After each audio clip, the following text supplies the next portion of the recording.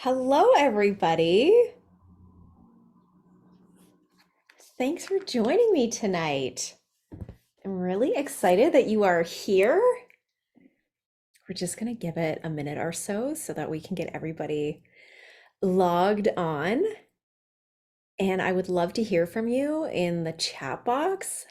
Just say hi. Let me know you're here. Let me know where in the world you're tuning in from.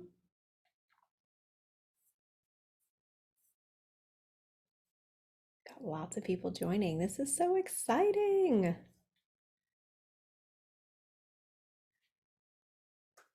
I'm super appreciative that you guys are spending, what is it, Thursday? Thursday. I'm losing track of time. Your Thursday evening with me at 7 o'clock, at least at 7 p.m. my time. Tuning in from Tillsonburg, Ontario. Awesome. I'm not even sure where that is. Thanks for being here, Alyssa.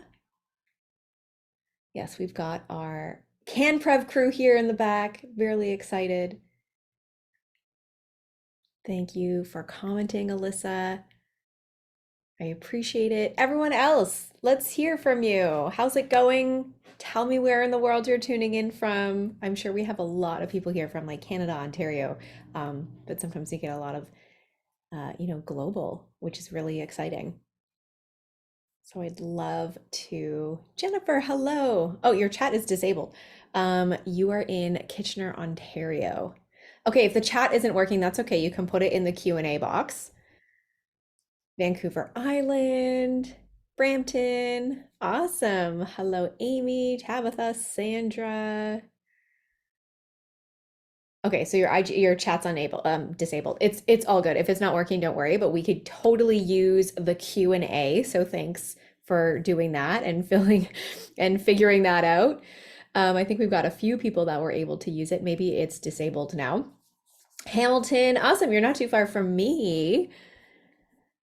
Megan, Sheena, Jenny, amazing. So many of you. Thank you, everyone, for being here. I really appreciate it. We are going to dive into so much information tonight. We're going to learn a lot. It is 7:02. So I am going to flip the screen over to my slides and we can get started because I really want to honor everybody's time. And we're going to officially dive in. All right. So tonight, everybody, we are talking about PCOS, a holistic approach to managing PCOS naturally. You're going to learn a lot. You may have a lot of questions that will come up for you. And if you do, all good, post them in the chat box and I may not get to them in real time, but at the end of our class tonight, of our webinar, I can definitely spend some time diving into Q&A. So what can you expect tonight in this next hour of us spending our time together and sharing our energy together? We are obviously going to dive into some education, chatting about what PCOS is and how it actually impacts our health. And then, of course, I'm going to dive into some strategies so that you can optimize your diet and your supplementation, your lifestyle, some real tangible things that you can leave tonight with and implement right away. And then, of course, we will have some time at the end for Q&A. So before we officially dive in and get started, some of you may not be familiar with who I am. So just let me spend a couple of minutes sharing a little bit about what I do and who I am and all of the things. My name is Samantha Gladish. I am a hormone nutritionist. I specialize in thyroid and metabolic health. And in 2017, I was actually diagnosed with autoimmune Hashimoto's. And that really led me down a journey of diving deep into the world of thyroid health. And our thyroid really governs our metabolism. So that obviously led me into the world of metabolic health. And you're actually going to learn today how PCOS is really a metabolic condition. And I have been coaching women in practice for over 15 years. It's been a long time, and I have really focused in on the hormone space. So hormones can mean a lot of things. I actually started off as kind of the period fixer-upper many years ago, and working with women who were obviously having issues with their period and their cycle and a lot of irregularity that came with a lot of PCOS. So I have worked so closely with women over the years who've been dealing with PCOS and and also thyroid issues, of course, metabolic issues, a lot of things across the board I have seen. So really excited to share with you tonight some amazing strategies that you can implement. And if you have any questions, like I said, don't hesitate to ask, and I can dive into those at the end. Some of you may be familiar with my podcast, the Wellness Witch podcast. There is a new episode that is released every Tuesday, and I dive into all sorts of topics, interview some amazing guests. We talk about health and well-being and spirituality and business, all of the things. Some of you may be familiar with my book. I am the author of the 30-Day Hormone Solution.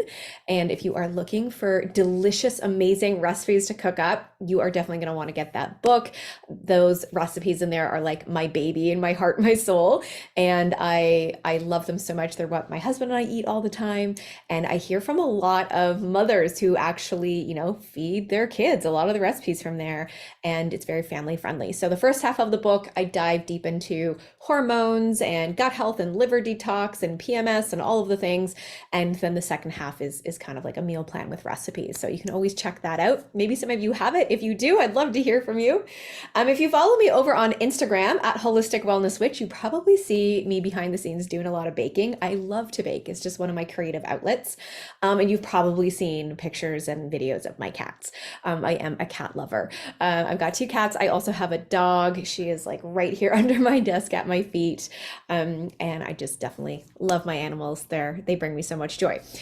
So just wanted to share a little bit about that. We are officially going to dive in and get started. So we're going to start off by talking about what PCOS actually is, otherwise known as polycystic ovarian syndrome.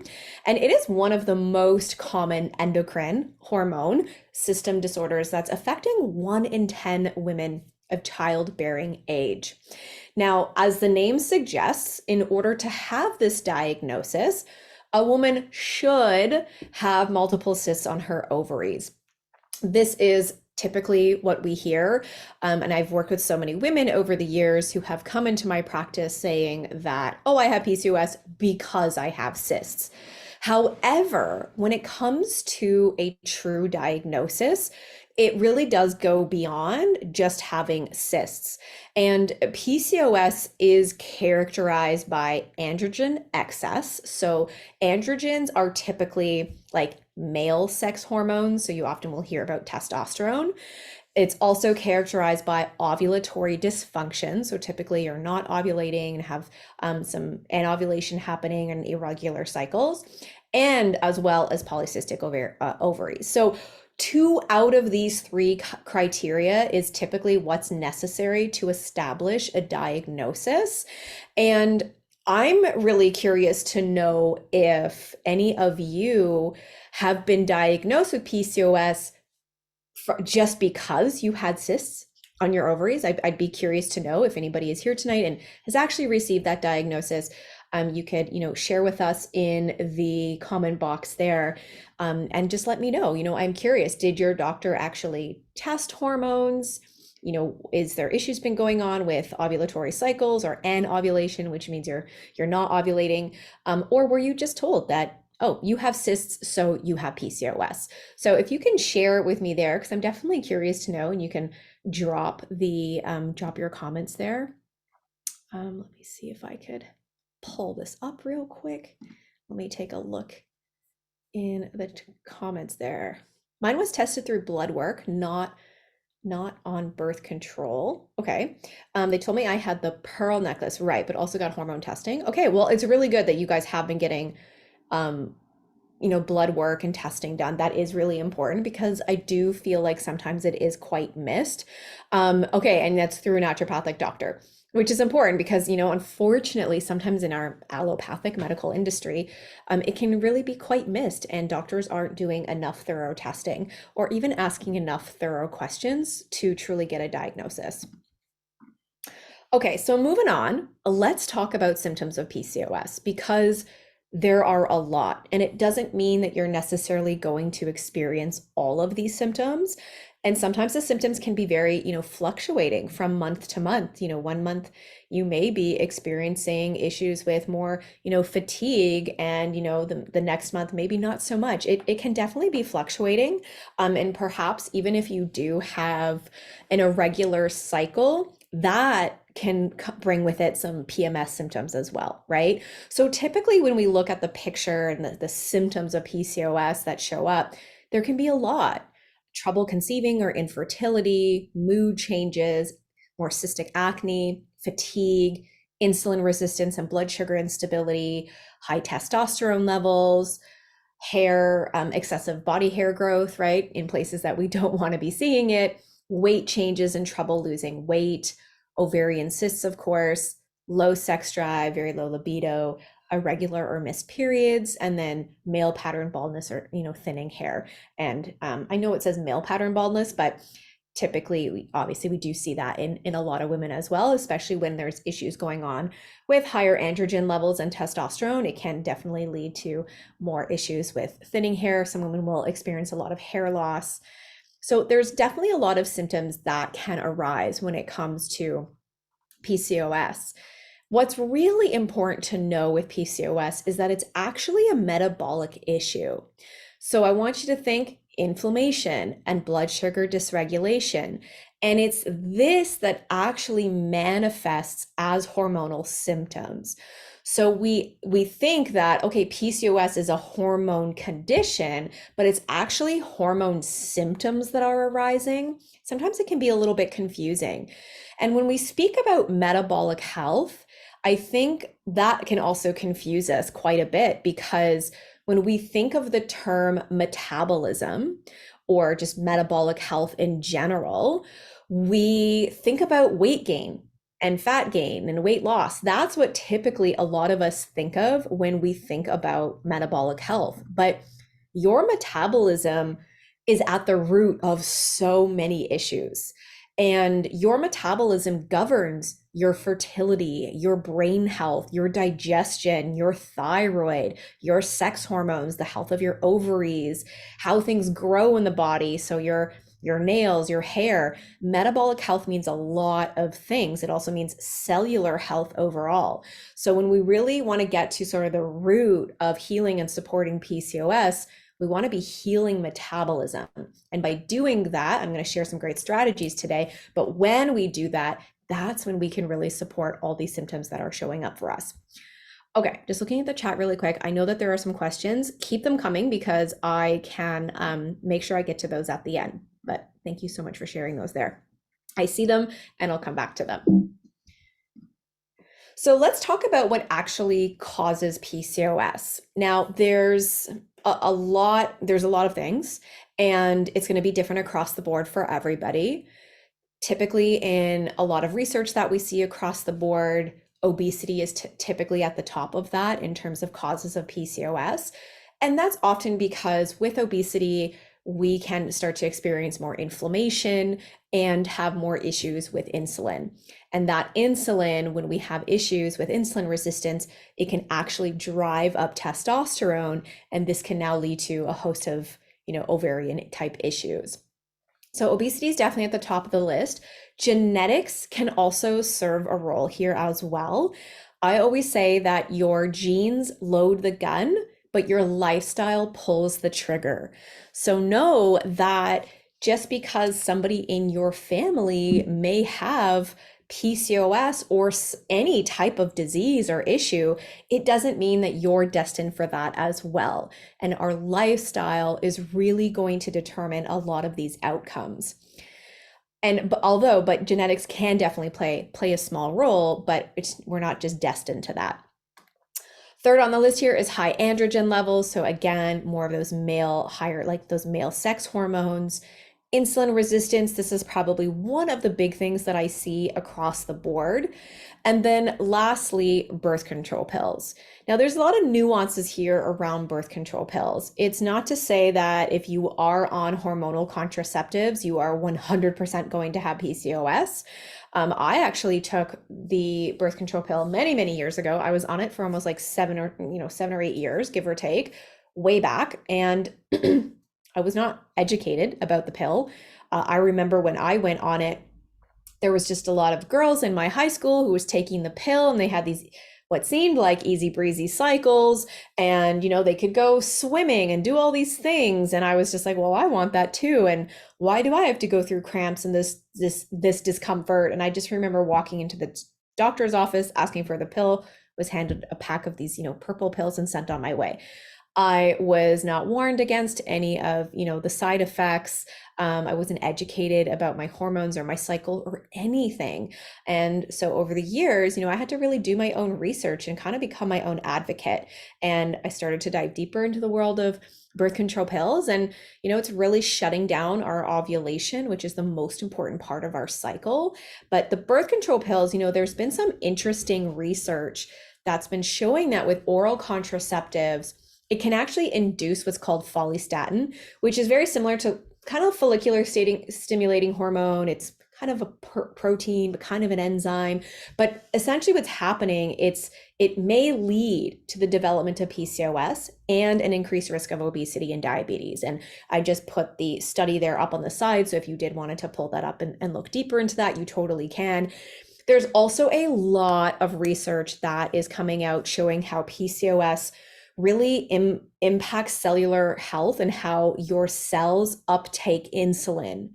And this is why often women will come off the birth control pill and start to develop PCOS. And again, it's not to say that this is going to happen across the board with everybody. When I came off the pill, that was not the case for myself back then in my early 20s, but I did spend a lot of time implementing some really strategic nutrition and supplement protocols to support my hormones when I came off the pill. And I was, really lucky enough that within like 30 days later, I got my cycle back, no problem. Sometimes what happens is, depending on the age that you go on the pill, if you've gone on it too early, where you haven't given your ovaries enough time to develop and gone through enough years of having a cycle, that can actually determine what your cycle will look like once you come off the pill.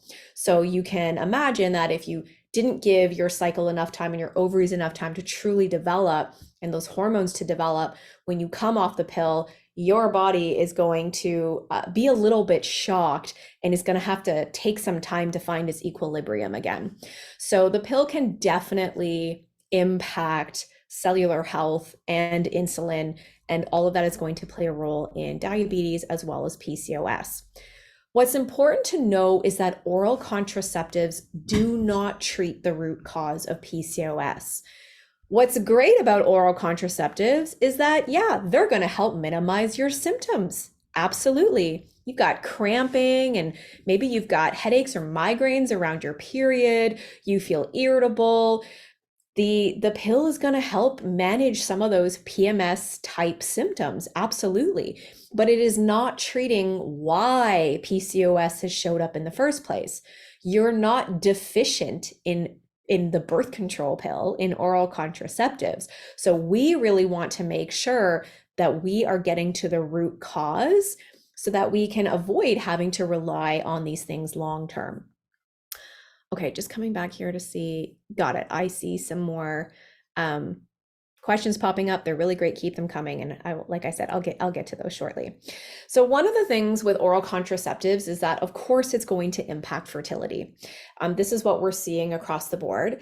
Let me be clear when I say that it's not that you will not get pregnant. There's no guarantee there. And, on either side, it's essentially what's happening is it is shutting down ovulation. And ovulation, like I said, is the most important part of our cycle. When we ovulate, that's actually how we produce our sex hormones, our estrogen and our progesterone. So we really want to do all that we can to support ovulation, fertility or not, wanting to have babies or not. And some of you might be here because you really do want to support fertility, which is great. A lot of the strategies I'm going to share tonight are going to help you with that. But it's really important to know that this is how, the pill can really impact fertility, is because it's shutting down ovulation. And then what happens is when you come off of the pill, your hormones, or really your ovaries, they need some time to kickstart again. You've been taking these synthetic hormones and it's kind of tricked your body. And when you take those synthetic hormones away, your body is a bit confused and your ovaries need to kind of kickstart again so that they can start producing your estrogen and progesterone. Again, it's your body trying to find its equilibrium, and it can take a little bit of time for that to happen.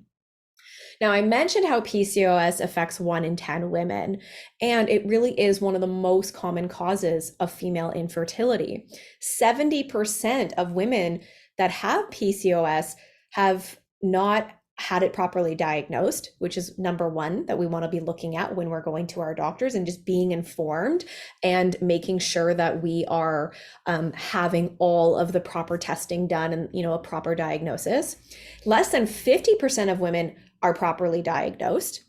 And then more than 50% of women with PCOS will have diabetes before the age of 40. And adding to this, if you've been on birth control for quite some time, yes, it could potentially add to, you developing the risk of diabetes and whatnot, because how the pill is impacting your cellular health and how your cells uptake that insulin. So we just want to be conscious of how we're supporting our bodies and making sure that we are doing the best that we can nutritionally, supplementally, as well, lifestyle and stress management, which we're going to dive deeper into, but also making sure that we spend some time doing our research and really understanding our bodies so that we can go to our doctors and really be informed and make more informed decisions. Okay, coming back here. I always just want to look at the chat because I never know if someone's going to say like, I can't hear you, or, can't see your slides or something. So I always want to make sure I come back and make sure that that's all good. Okay, I think we're good. Okay, moving on. Oops. Okay, so let's talk about irregular periods, which are typically a result of anovulation, which means missed ovulation.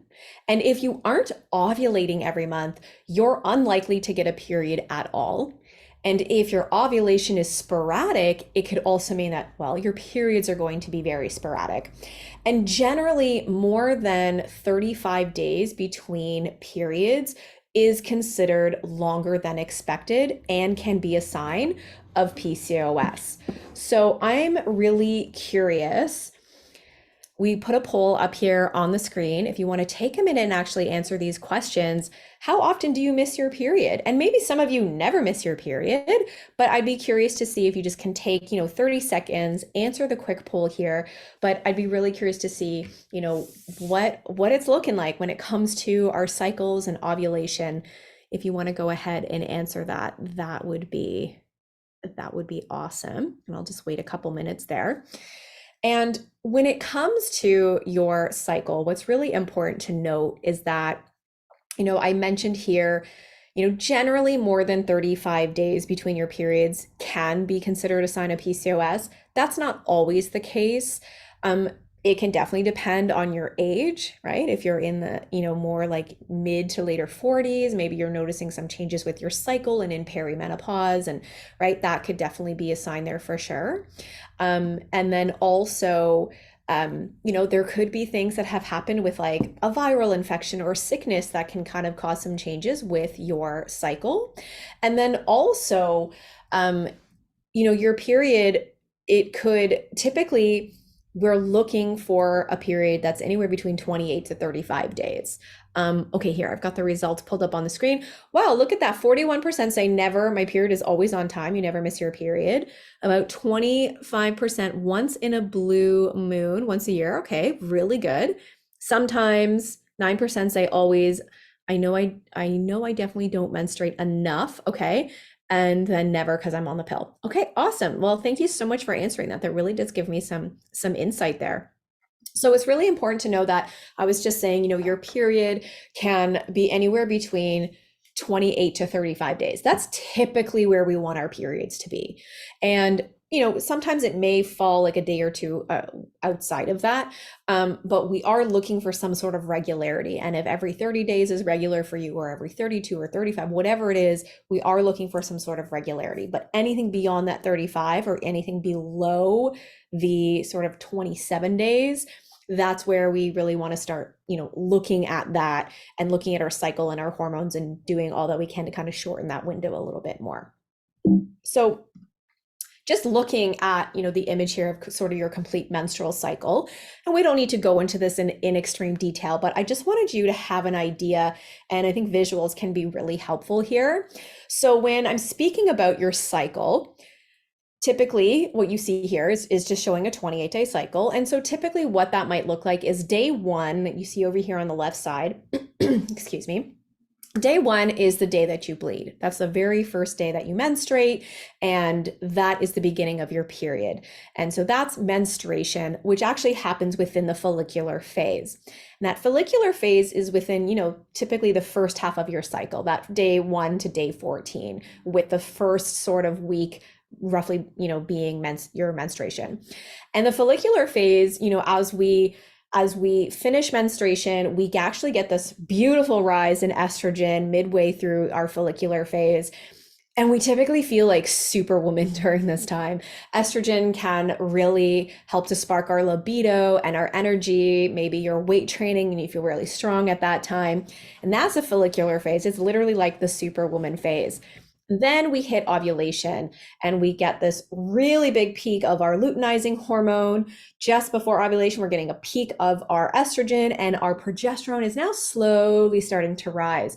And during this time, you might actually feel really moody.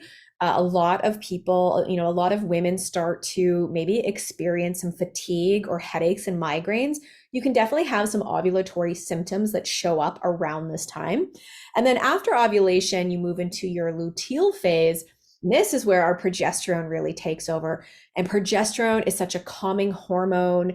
It helps to balance our moods. It helps us with our sleep. We feel calm. And might be a time in your cycle where you don't feel as, strong or energized, and you're kind of just slowing down a bit. Whereas follicular is very more like extroverted. Luteal can be a little bit more introverted and kind of going within. This is typically what we see in a cycle. Now, that doesn't mean that that's what everybody is experiencing, because you may have estrogen dominance going on, or you may actually have very low progesterone, which is something that I see a lot of the time. And low progesterone can often mean that you're having higher amounts of estrogen. So you are experiencing a lot more PMS symptoms, headaches, migraines, breast tenderness, water retention, bloating, feeling super moody and irritable, maybe anxious. All kinds of symptoms can definitely arise, but I wanted to just give you an overview here of your menstrual cycle. This is typically what it's looking like, and just so that you have an understanding of when those hormones are peaking and why you may feel the way that you feel. The good news is that if you're not currently ovulating, or you're dealing with a lot of PCOS, PMS, hormone issues, you can support this naturally with nutrition and lifestyle changes, which we will get to shortly.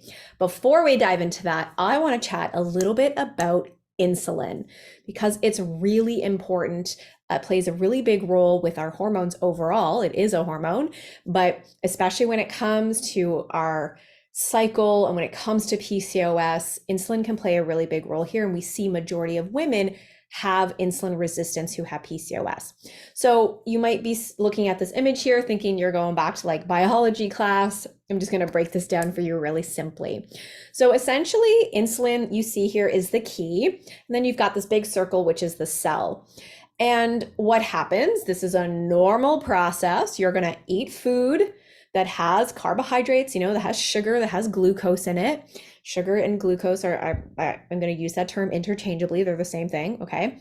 And when you're going to eat that meal, your pancreas is going to secrete insulin, and insulin is going to come out and say, oh, look, we've got some glucose here. I'm going to take this glucose. I'm going to bring it over to the cells. I'm going to knock on the cell door, ask the cell to open up so I can put the glucose in, and then the cell will close up and we've got glucose stored. So we've got energy, because glucose does fuel our bodies. It fuels our brain. We actually need glucose. And I know that there's a lot of misleading information around glucose and that we should never eat sugar. It's the kinds of sugar we eat and the quantity of sugar that we eat that matters. You actually need glucose to have a healthy thyroid conversion.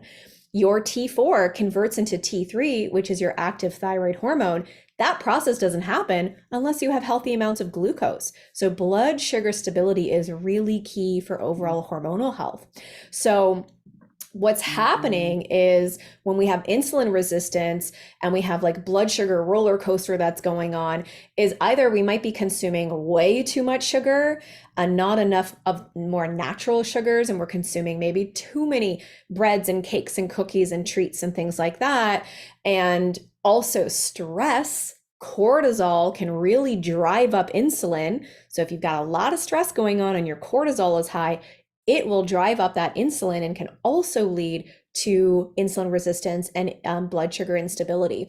So what's happening is when you're eating too much of the sugar, you got a lot of stress going on, that insulin is constantly being pumped out in an effort to take that glucose and store it. But the cell already has too much that it's like, no, I can't take this. Like I'm already full. So now you have it circulating in the bloodstream, and you can start to experience a lot of different symptoms. So of course, blood sugar instability, it can start to impact your heart.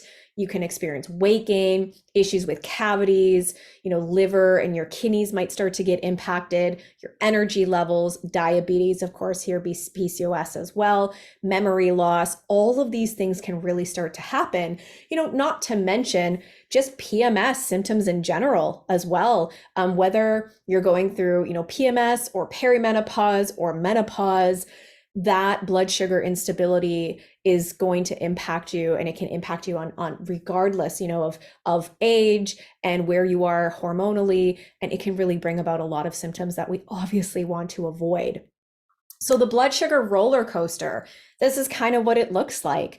You eat something that has sugar in it and you're going to get an insulin spike.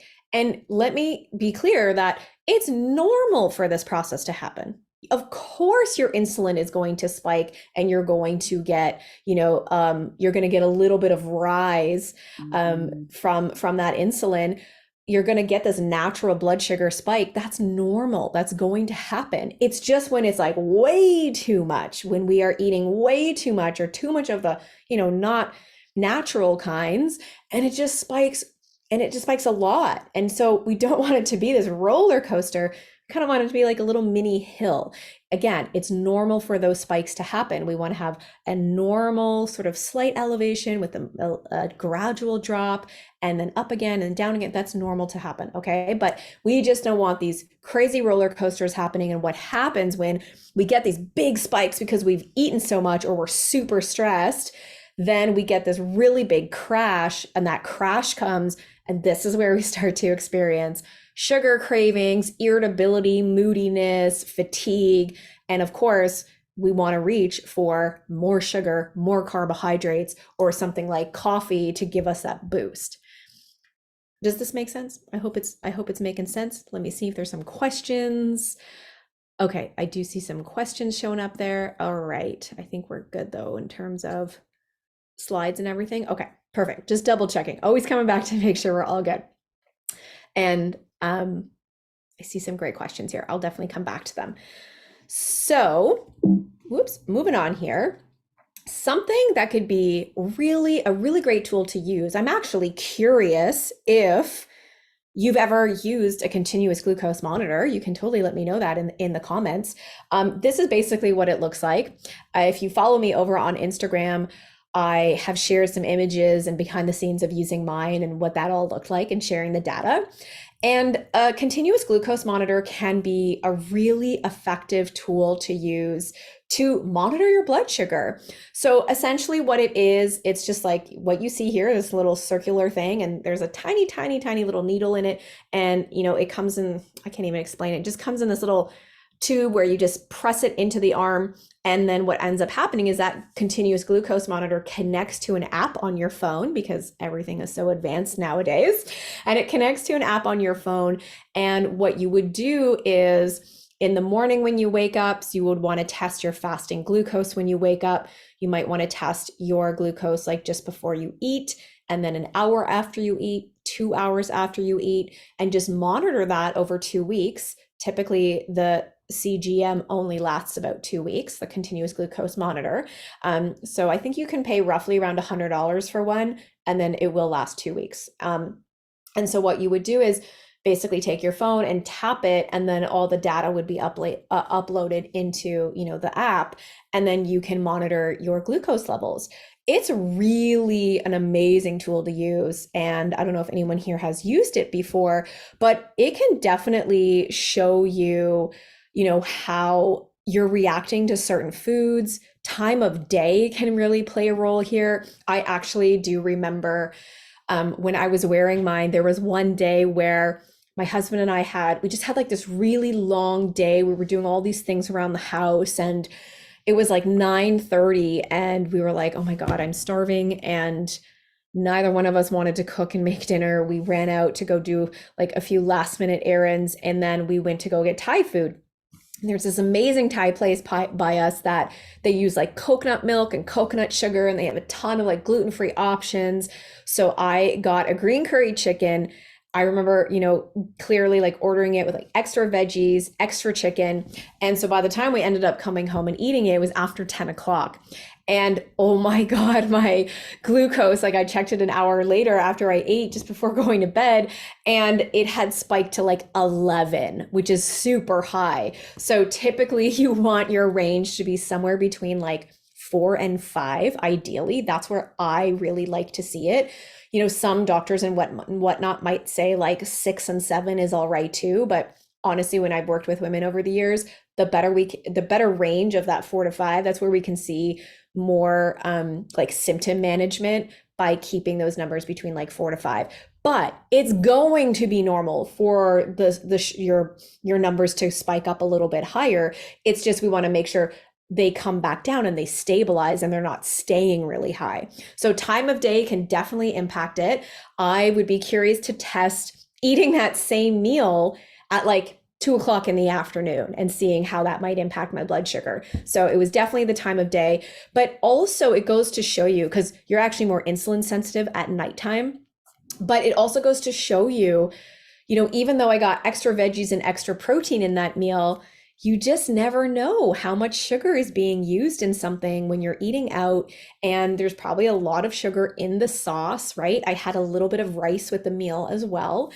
But this is why, preparing your own meals at home can really go a long way because you can obviously control the ingredients. So a really amazing tool. If anybody, decides to use it, or hasn't used it before, I definitely recommend it.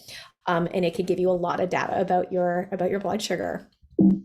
Okay, so let's dive in to some strategies and some steps to supporting PCOS. And I hope that these strategies and whatnot is really going to provide you some answers and some clarity. So let's talk about step number 1, which of course is eating a nutrient-dense diet. Now, the image that you see up here on the screen, this isn't like the perfect, image. I don't need you to screenshot it and this is exactly what you need to eat. It needs to be perfect. I'm just using this as an example, okay? So, of course, we want to be focusing on really good proteins. I am a very big advocate of animal protein. That is because you will get all your amino acids. Those amino acids will turn into neurotransmitters and help to support your mood, your energy, your hormones, all of it. And not only that, you're going to get minerals and trace minerals and healthy omegas. You're going to get a lot of that from meat. So I really am an advocate for eating good quality animal products and just being conscious of your intake of things like soy, because it's, typically genetically modified. Legumes, some of us can handle them better than others.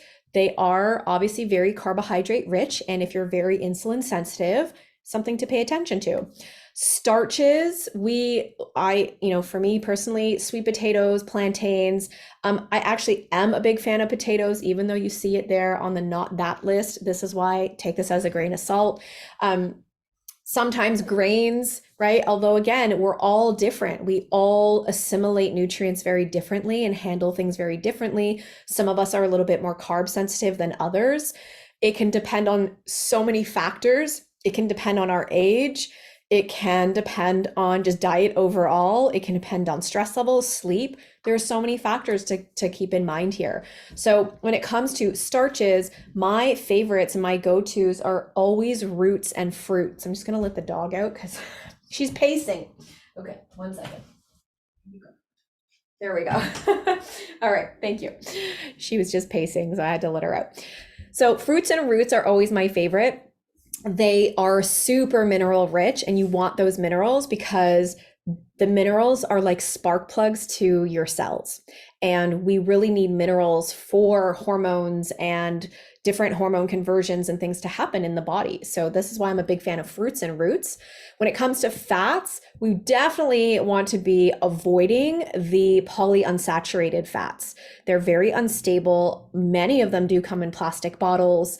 A lot of them are genetically modified, super high on omega-6s, which can be pro-inflammatory. You need omega-6 in your diet. The problem is that when you're eating out or you're eating packaged foods, we're getting way too many polyunsaturated fats. And a lot of us, I know I used to do this back in the day, I would just eat nut butters out of the jar and then snack on nuts.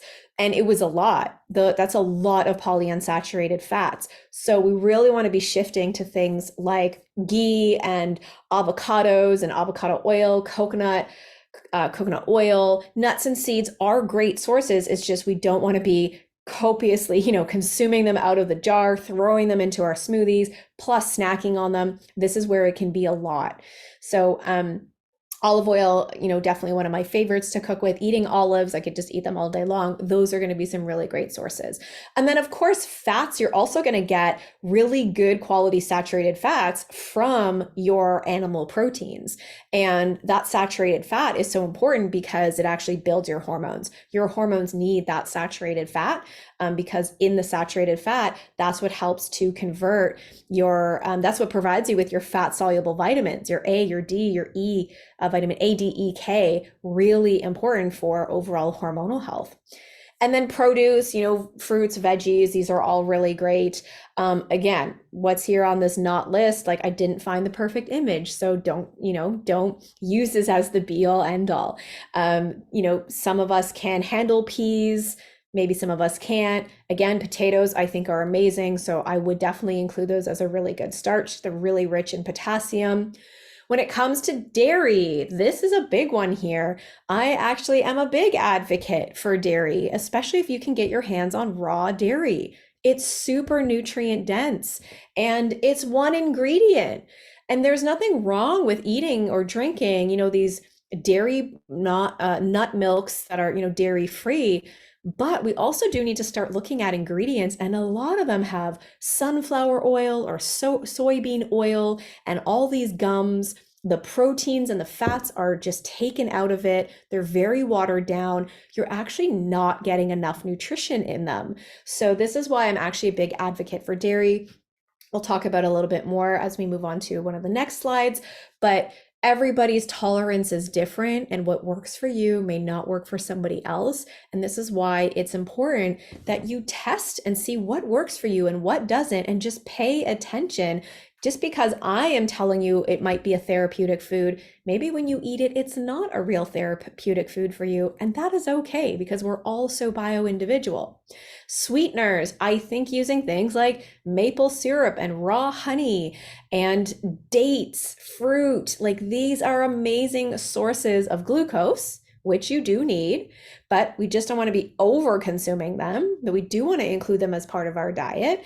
And high fructose corn syrup, even things like stevia, monk fruit. I definitely have kind of gone on that monk fruit train or the stevia train, to minimize my sugar intake and things like that. And I'm not against them, but sometimes they can cause some gut issues.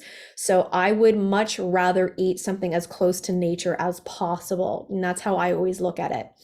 And then ultimately, when it comes down to it, just like I said, eating natural foods, eating foods as close to nature as possible.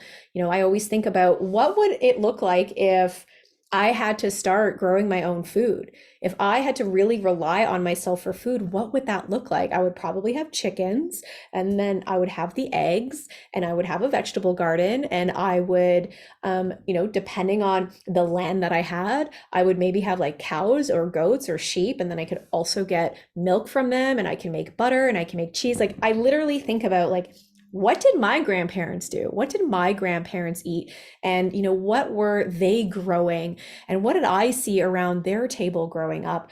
I think ancestrally, it's so important that we find our way back to that because I think we've really gotten far away from that. Okay, moving on to step 2, pairing carbs with protein and fat. So what you can see here in this image, there's a little bit of starch there from some white rice, which is your carbohydrate. We've got some really good avocado here, which is fat, and there is also a drizzling of olive oil on top. And then we've got protein in the form of some grilled chicken. There's veggies that you see on this plate, which is obviously going to supply you with some really good fiber, and all of this combined together, you're getting a perfect, macronutrient bowl there, and pairing all those macronutrients together is what's actually going to help stabilize your blood sugar. And something that's really key and that you always want to pair together is protein and carbohydrate. Now, here is a quick side note and tip that some of you your jaw might drop and you think I might be crazy for saying this, but inside, one of the programs that I coach inside, I have a lot of women who are dealing with sleep issues inside my Naturally Nourished program. And honestly, one of the tips that I give them for sleep is to eat a bedtime snack. And how many of us have been told how terrible that is. But what you actually need is a bit of glucose so that you could stabilize your blood sugar through the night. Oftentimes, many of us are waking up because we have a blood sugar crash in the middle of the night. So if you pair a little bit of protein and carbohydrate together, about 30 minutes to an hour before you go to bed, it can actually stabilize your glucose and you can sleep through the night. I have some of the most amazing testimonials from women who just implemented that one little tip at nighttime and it has transformed their sleep. And the reason you want to combine carb and protein together is because it will really stabilize that glucose release. And so that could look something like a little bit of plain Greek yogurt with a little bit of berries. Sometimes I might take like a medjool date and actually stuff it with a little bit of yogurt. It might be having, maybe you have leftovers from your dinner and you're having just like a small little piece of chicken with some sweet potato, anything like that. So just pairing a little bit of carb and protein together could be really helpful. Okay, excuse me. My throat is getting just a little dry. Let's move on to step 3, which is movement. Exercise, weight training, super important. This is actually just a little circuit out of my book from the 30-day hormone solution. And when it comes to weight training, I think sometimes we feel a little bit maybe uncertain about it. We feel like lifting heavy is going to give us, make us too bulky or something like that as women. That's actually not the case at all. Especially as we age, we lose muscle mass and we want to weight train to maintain that muscle mass because that muscle mass is what actually helps us with our blood sugar and our insulin. Our cells can better utilize that insulin and uptake that glucose when we have more muscle mass. So really important to do weight training. And of course, one of the big issues that women with PCOS, are experiencing is weight gain, right? And so this is why we really want to incorporate weight training because it's going to build that muscle mass and that's going to help support body image, empowerment. You feel strong in your body, helps with that glucose and that insulin, which when you can manage that, you can actually manage weight a lot better. And then of course, pairing that with nutrition and some of the tips that I went over there, that's, combining those two together is really going to help support you with any sort of, weight loss goals, if that is something that, you are after. Step 4, cutting out the big 3. Now, of course, this is where there are some nuances here. Okay. So dairy, I was just talking about that earlier. I think dairy is a very therapeutic food. Some of us can tolerate it. Some of us cannot. I know for many years I cut it out of my diet because it's like everybody and their mother said that I shouldn't be eating it. But then I actually had to tune in and ask myself how I felt eating it. What happened when I ate it? Did I break out? Did I have all this mucus forming? Did I have digestive issues? No, I didn't have any of that. So I do include dairy. I actually do include raw milk. I drink raw milk. I have I have butter. I have raw cream cheese. I have different like raw cheeses that we get from an amazing farmer that a friend gets for us. Yes, it's very under the radar here in Canada. It's just so ridiculous how ridiculous something like that is, and we have to be so quiet about it. But that is the case, and I love it. I feel great on it, and it is really such a therapeutic food. So again, it depends. It depends on the quality that you're getting. Sometimes I don't get raw, and I can't get access to it, so I will get some organic goat milk, and I might use some of that. I, have introduced cream organic cream back in my diet. It's so delicious, adding that to my coffee in the morning, and I am fine. I am fine. Everybody was like, oh my God, you're going to break out. You're going to have all these issues. You're going to be running to the bathroom. None of that happened.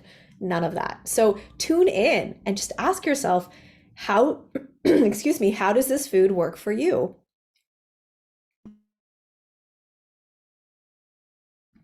Okay, sorry. I'm actually just coming out of a cold, and I can't believe 2 weeks later, I'm still like coughing and clearing my throat. So I really appreciate your patience.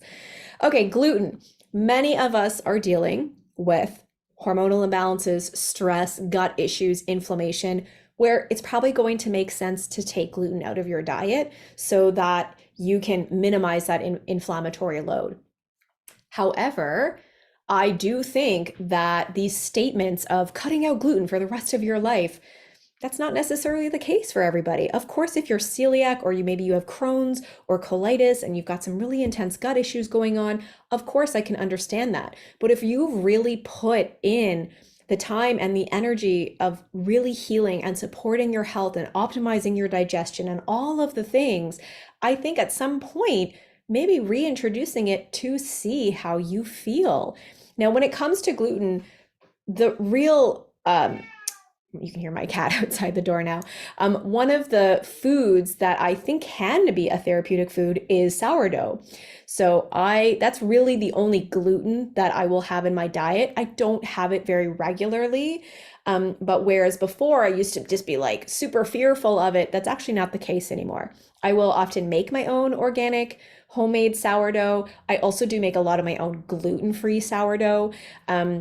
But I will have it every, now and again if I'm feeling, craving it. But that sourdough I think can be a therapeutic food. But keep in mind, I have spent many, many years optimizing my health, my hormones, testing, supporting digestion, detox, all of the things, and to get to a place where my body can really better tolerate these foods, because it's actually not the food that's the problem. It's actually what's going on internally that is the problem that we need to really do work on so that we can bring these foods in. And then sugar, of course, I mentioned it earlier, eating as, the natural sugars, that's what we want to be focusing on. So if you're having like raw honey or maple syrup or dates and fruits, these are great sources of sugar. I don't think you should be fearful of them. It's just the quantity and the quality that matters, of course. And we just want to be conscious of not overdoing it on like sweets and treats and all that kind of stuff. And it doesn't mean that those can never be a part of your diet, but I think we know, what is really going to work for us or when we've really overdone it with something. Okay, this cat is crazy out there. I don't know if you guys can hear him. Okay. Step 5, stress management. I know this is easier said than done. I actually don't even love the term stress management, but I would really love to know what are some of the ways that you de-stress. You can drop a comment in the comment box. What are your go-to de-stressing techniques? Stress management can mean a lot of things. And you may not like me for saying this, but we don't just want to be plopping in front of our TV and, drinking a glass of wine and watching Netflix, right? Doing the whole Netflix and chill is actually not how we de-stress. We are just exposing ourselves to more blue light, and that can actually impact our hormone levels, especially our melatonin for sleep. So when it comes to stress management, meditation, breath work. I actually am a breath work facilitator and I teach live classes. And if you're in the area and you want to learn more about those classes that I'll be holding, you can always message me on Instagram. But I've got some coming up for the summer months, which is really exciting. Breath work is such an amazing way to get into your body and to really calm your nervous system. It's a very powerful tool. But there's so many things that we can do to support our stress levels and more so our adrenals. And we just want to be conscious of being consistent with that. More than anything, it's just being conscious of how we actually react to things in life.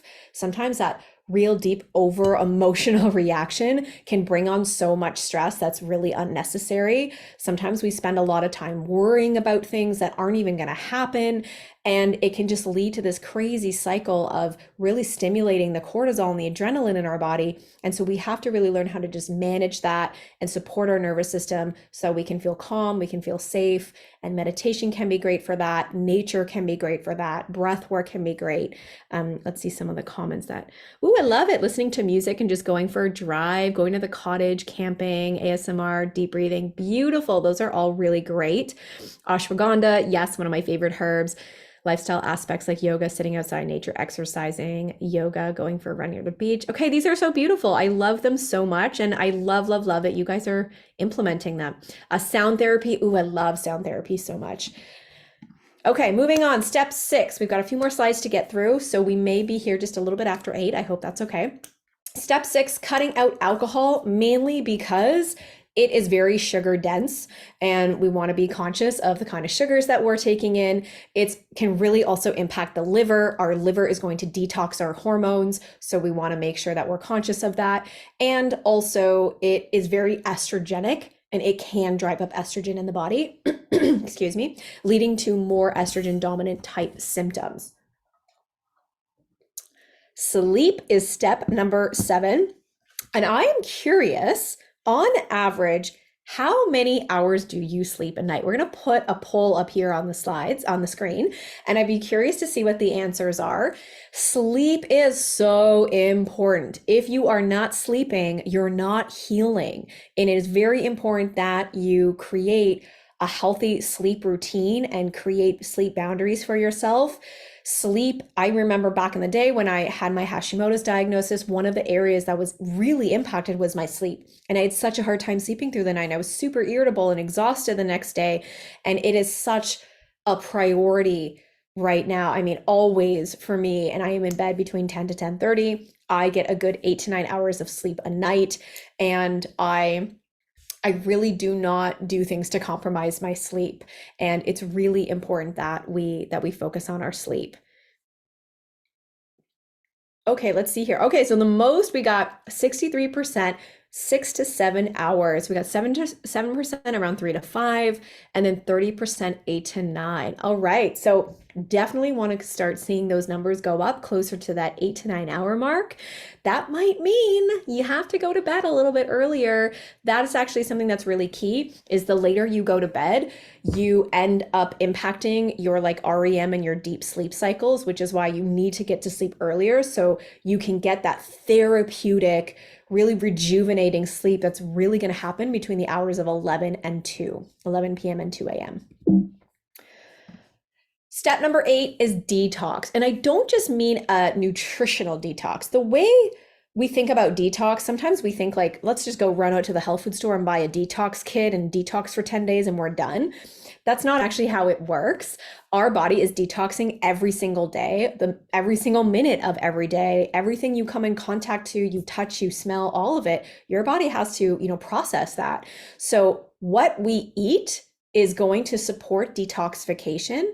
So making sure we're eating enough protein and carbs and healthy fats and getting in fiber and fruits and veggies, all of that supports detoxification. So the healthier your diet is, the better you're going to detox. But what I also mean here is minimizing toxins in your life. So this could mean things like your beauty care products and choosing better quality products. this can mean you're cleaning products in your house, minimizing really toxic ones. If you've got anything that has like the skull and the crossbones on it, you definitely want to throw that out. So it's minimizing your toxin exposure. That really does play a big role here. Now let's dive into some amazing supplements that I love, some that are amazing for PCOS and for hormones overall. So PCOS Pro, this product contains D-chiroinositol, and it really does help to provide relief from symptoms of PCOS. It can help to normalize menstrual cycle irregularities, promote healthy ovulation, and also support healthy egg quality. So especially great if fertility is something that you really want to be supporting. Inositols are types of sugars that are naturally produced by our body. There's myo-inositol, and then there's the D-chiroinositol. So this one has the D-chiro, also really good for supporting healthy glucose metabolism. And then this is the other inositol, which is called myo-inositol. I love this product. I use it every day. I take a scoop of the powder and I put it inside my coffee. Because it's a naturally occurring sugar, it does have a tiny bit of sweetness. So I love to add it to my coffee or an elixir or my smoothie. It mixes in there really well. You don't actually taste it at all. It supports mood balance because it actually helps to modulate neurotransmitters in our body. It promotes healthy glucose metabolism as well. So really supporting that blood sugar. It's great for supporting ovulatory function, improving egg quality, and menstrual regularity. There's been a lot of amazing studies around using myo-inositol to support PCOS. It is actually really safe and effective, and it's just as effective as metformin, which is one of the most popular common drugs that is prescribed for women with PCOS or, diabetes or pre-diabetes. But of course, it doesn't come with all the side effects that metformin has. With metformin, there can be weight gain, there can be a lot of mood issues, anxiety, hair loss sometimes. There's a lot of side effects that can come with medications for sure. So inositol, super safe and super effective. And there's been so many amazing studies that show the effects that it has on normalizing menstrual cycles, lowering body mass index. So of course, the more you can support that blood sugar, the more you're going to be able to support your weight and really stabilize your weight. It can be really helpful for reducing androgens, so things like testosterone or free testosterone, increasing sex hormone binding globulin, reducing fasting plasma. And you don't need to worry about all of these fancy words and things. Basically, the biggest piece here is knowing that compared to metformin, it has 84% fewer side effects, which is incredible. So highly recommend it. Magnesium biglycinate, one of my absolute favorites for hormones. It is incredible for sleep. It is really necessary for nervous system support and function. Magnesium plays a role in over 300 to 400 processes in the body, and many of those detox processes that I spoke about. It plays a role in supporting bone health. So many times we hear about calcium for bones, which of course is important, but we also want to be getting magnesium because that supports bone health as well, and it also contributes to healthy gut as well. Vitamin D3. We hear a lot about this. I'm going to turn my light on, even though it's not going to be that ideal, but there we go. Vitamin D3, it's amazing also for bone health. And there's been some really great research and studies that show how supportive it is for blood sugar and reducing insulin resistance. And it can help to increase progesterone and estrogen levels and maintain a healthy uterine lining. It's also very gentle on the gut. The ones that you specifically see here that are in coconut oil, really gentle on the gut, no bloating or gas. So when it comes to D3, of course you can supplement with it, but now being the time of year where it's spring and we're heading into summer and we're probably spending more time outside, making sure you're also getting that natural vitamin D directly on your skin, really important. Prime Fertility. This is a newer product from CanPrev, and I love the ingredients in this product. There are some amazing antioxidants in here, like coenzyme Q10, really supportive for heart health as well. NAC, which is N-acetylcysteine, really potent antioxidant as well and plays a really big role in fertility. and just cellular health overall. But there's some great herbs in here and some nutrients like folate, choline, zinc, vitamin D. You also get inositol in here as well. And combined, this is a product that is really going to prime your ovulation phase and improve egg quality and ovulatory function overall. So really helping to regulate your cycle and improving that ovulation. It is in a powder form. It's a wild berry lemonade flavor. So you can mix it in with a little bit of water and drink that. And it's delicious. And when it comes to fertility, something that I really want to be clear here is whether you want to have babies or not, you want to support your fertility, because supporting your fertility means you're ovulating, you have a regular cycle, and when you've got that in place, that means you've got healthy hormones. The better we can support our cycle and our ovulatory phase, the better our health is going to be. We want to be ovulating and having a menstrual cycle for as long as we possibly can, because we are going to lose those hormones as we age, and we're going to, start heading into those perimenopausal and those menopausal years. And the more that we could support, again, that ovulation and the ovulation, we're going to produce our own natural estrogen and progesterone. So we really want to keep that going for as long as we can. Fertility doesn't necessarily just have to mean having babies. Fertility can just really mean healthy hormones overall. And then speaking of healthy hormones, there is this really great product from CanPrev called Healthy Hormones. So if you're dealing with a lot of menstrual cycle irregularity, a lot of PMS symptoms and breast tenderness and some nervous tension and irritability, this product's going to be really great for that. To really help to regulate the menstrual cycle, especially if you've got a lot of estrogen dominant type conditions like breast tenderness or water retention. This can be great for that. It contains indole 3 carbinol, which is fantastic for supporting estrogen metabolism and detoxification, which also helps to support glucose metabolism and reducing insulin resistance. You're also going to find some magnesium in this product as well, and some really great vitamins like B6, which plays a really important role with our cycle and ovulation, and vitamin D3 as well. So we've got this amazing giveaway with some of my favorite products valued at $150.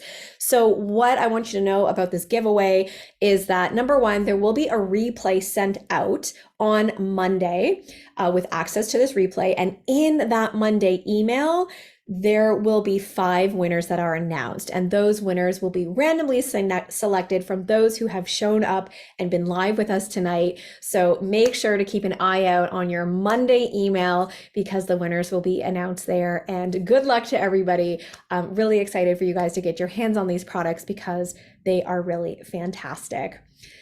And that brings us to the end. We went over just a little bit. Thank you so much for sharing your energy and your time with me. It means a lot. You can head on over to canprevwomen.ca if you'd like to learn more about any of their products. And you can always connect with me at Holistic Wellness Witch over on Instagram. If there's any questions or anything that comes up after the fact, don't hesitate to reach out and connect with me. And you can also follow CanPrev at CanPrev over on Twitter and Facebook and Instagram as well.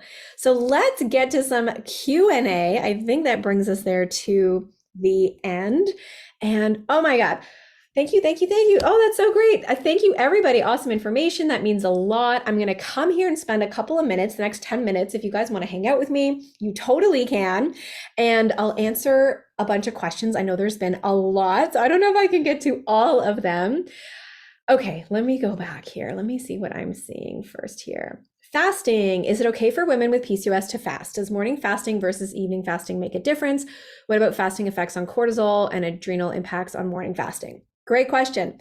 Personally, I don't love fasting for women, mainly because women are, at least many of the women that I have coached, they are dealing with so much stress. They're undernourishing, and often I find so many women are under eating. They're not sleeping well. And then on top of that, you're now fasting. And it could just kind of add more fuel to the fire. So I think if you're coming from a place where you sleep really well, your energy is great, you eat enough food, and you actually eat enough calories, then you fast, it might actually work for you. Sometimes we feel really good when we're fasting because it's actually just like an adrenaline boost that we get. And also, so many women, when they're fasting, they drink coffee, and you're just, again, getting this like adrenaline cortisol boost. So everybody is bio individual, something you kind of have to play around for yourself.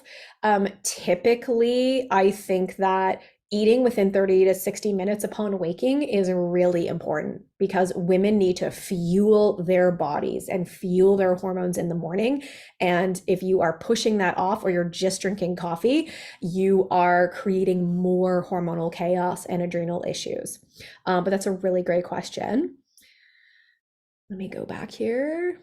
Oh, I wish CanPrev would start a teen line. Well, there's a lot of the products that your daughter could probably take if she's just started her period. So I'm sure CanPrev can like suggest some that they have, but there's definitely some products that your daughter can take for sure, especially things like vitamin D3, magnesium. All of that is going to be really helpful and really important for sure.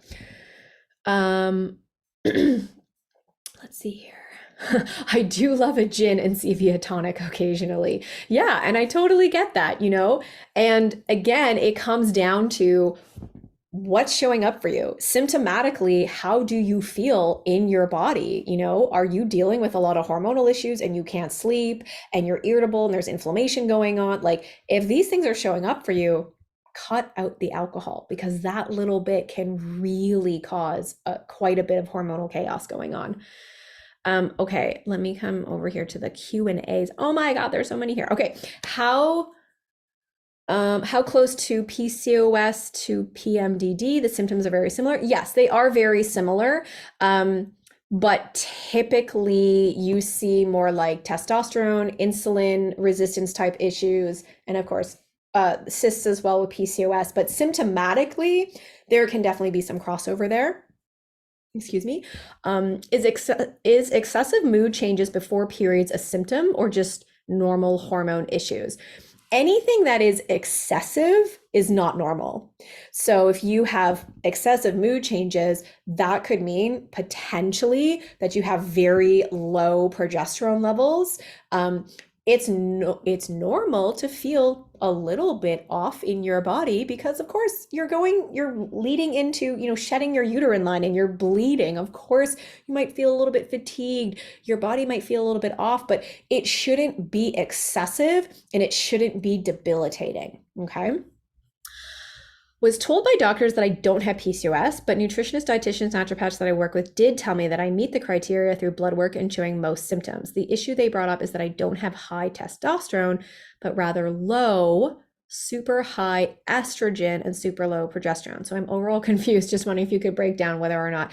Yeah, it's maybe it's not necessarily that you don't need this diagnosis, right? Like PCOS aside, don't even worry about that.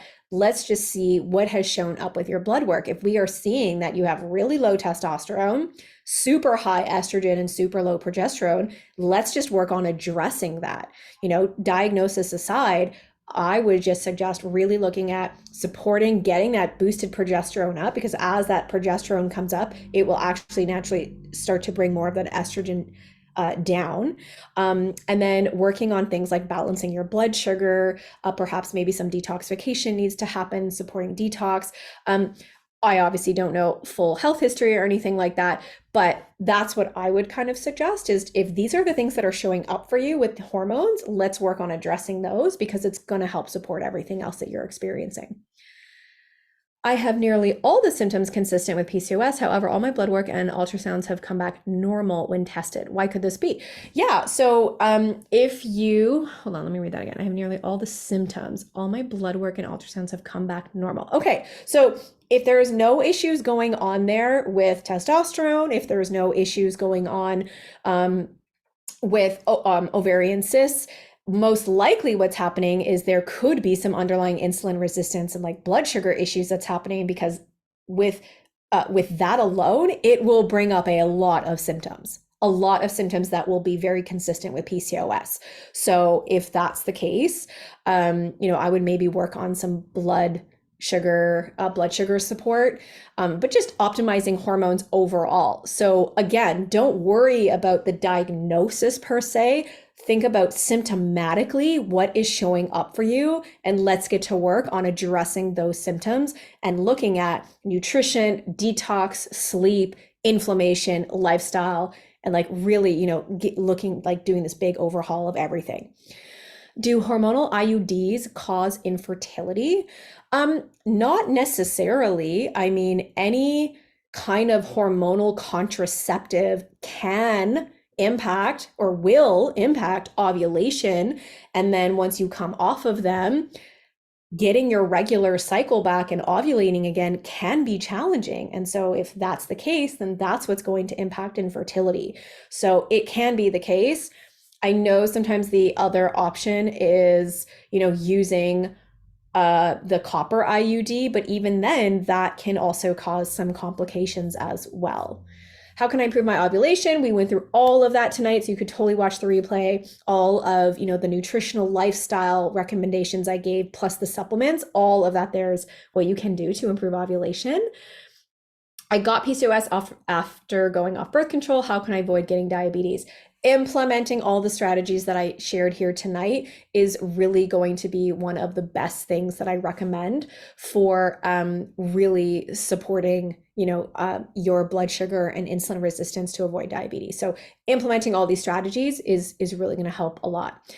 Okay, what about progesterone only IUDs? So it's actually not progesterone, it's progestin, and it's very different than progesterone. I actually have a podcast episode on the Wellness Switch that I did on this a couple of weeks ago. So I would totally go to the Wellness Switch podcast on either Apple, iTunes, or Spotify, and you can tune into that episode. I forget what it's called, but it's something about estrogen and progesterone in the title. And I talk all about progestin oral contraceptives. When I went off my birth control, I started getting my period more often and longer. Is that common for PCOS? That can definitely happen. So if you have a cycle that's typically longer than 35 days, and it's also your actual menstruation time is lasting longer, it's not just like that could just be, hormonal issues happening overall, not just necessarily PCOS. But you want to implement some of the strategies that I mentioned here tonight, perhaps some of the supplements to really help shorten that window. There's a lot that you can do to really shorten that window, and you really do want to do that to get, your cycle closer into that like 28 to 35 day window. Let me see here. I have horrible PMS symptoms, everything included with PCOS plus migraines. The only thing I don't suffer from is irregular periods. They're on the dot. Does this mean I don't have PCOS, or can you have PCOS and have regular periods? Yeah, well, you might have some hormonal imbalances that are going on. So there could be some estrogen or progesterone imbalances that are happening there, probably some blood sugar instability that's happening. So addressing that is really going to help support these symptoms that are showing up for you. I have all of these symptoms to the point I feel I have chronic fatigue, autoimmune disorders. How the heck are you supposed to separate these things? Yeah, so it can be challenging to separate those things because, with autoimmune, it depends. Like you could do different types of autoimmune testing for sure. Of course, you can do all kinds of like different hormone testing. I really like the Dutch hormone test. But before you dive into any of this testing and actually make it really complicated, this goes for everybody here, focus on the fundamentals. The problem is we don't do them consistently enough. We try something for like 2 or 3 weeks. Oh, I'm not feeling any better. This doesn't work for me. On to the next thing. You have to be consistent. And I mean like 12 months consistent. You have to give your body time. The disease, the symptoms, the disorders that have shown up for you didn't actually develop overnight. It has been years in the making, and now it's kind of, rearing its ugly head, and we want a quick fix. It's really important that we do the foundations. Eat a nutritious diet, focusing on ancestral nutrition and eating as close to nature as possible. Get the right supplement protocol in place. Get outside in the sunlight. The sunlight is what actually balances hormones, communicates to your pineal gland.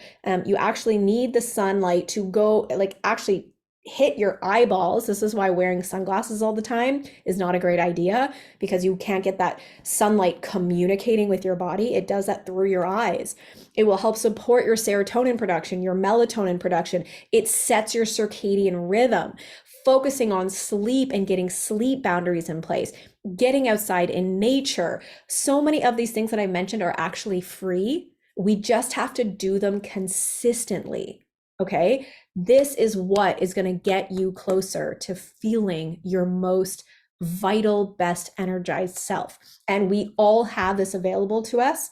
We just need to be consistent with it. That is probably the biggest piece of advice that I could offer you, is you have to be consistent and give yourself time and truly commit to showing up for yourself. What about organic grass-fed milk? It could be either 2% or 3.8%. Yeah, if you can tolerate that, I say go for it.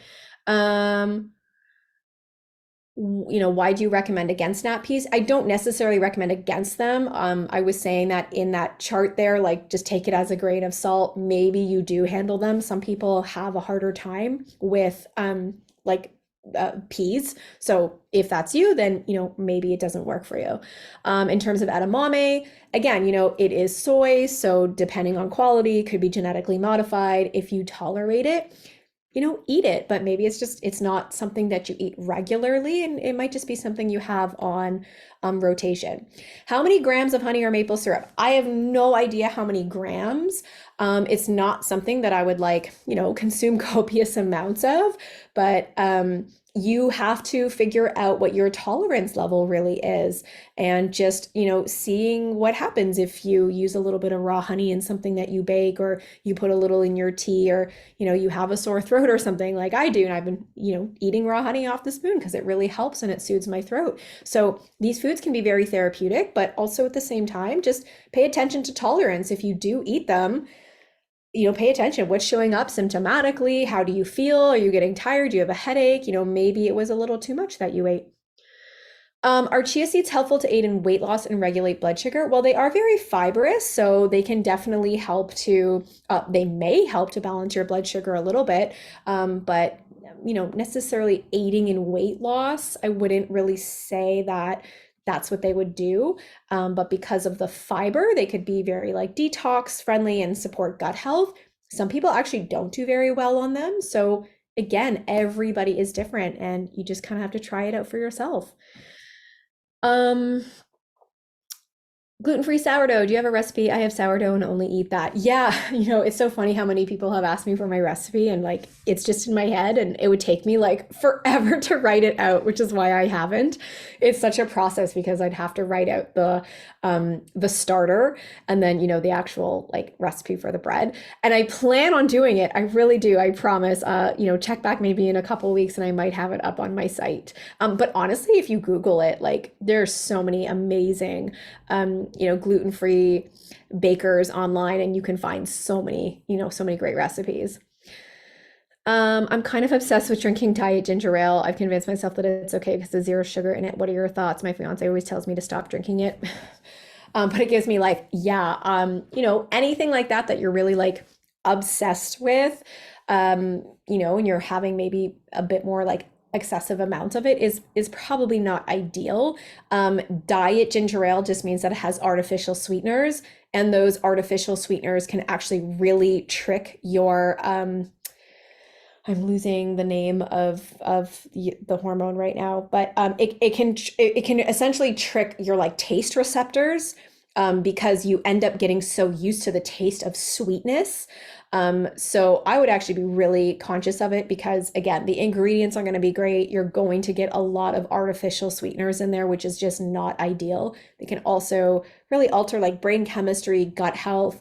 I'd be really conscious of over consuming it for sure. Thank you. That was a really good presentation, very informative. I really appreciate that. Do protein powders have a negative effect on someone with PCOS? Not necessarily. I mean, it depends the kind of protein powder, how you can digest it, all of that matters. The ingredients, the quality, the sugars, like those are some of the things that you would want to look at. I'm gonna take one more question here. Where do you suggest getting a CGM, a continuous glucose monitor? Do I need to ask the pharmacist, or are they sold over the counter at the pharmacy? You can order them online. Can I chat here in the chat box? Maybe not. You can order them online. You don't need them through a pharmacist. If you are a diabetic, I feel like you may have some like coverage for getting it. So you can always check in about that. But typically you'd be paying out of pocket. So I think it's like the Libre, Libre. If you search that on Google, Libre CGM, you'll find it, and then you could just order it. If you're tuning in and you're actually like in the States, you could use the Levels one. There's Levels, and then there's NutriSense, but I think those ones only ship in the US. So you could check that out. But if you search the Libre, I think that is, you can pretty much order that. I've ordered it numerous times online. Any comments on lean PCOS with normal insulin blood work, but high androgens and testosterone causing PCOS symptoms? Yeah, so I would still look at addressing insulin resistance and managing blood sugar 100%, and then implementing all the dietary and supplement protocols to support the high androgens. Typically, high androgens are high because of insulin. When insulin is elevated and there's some insulin resistance going on, it can drive up testosterone. So I would still look at addressing blood sugar.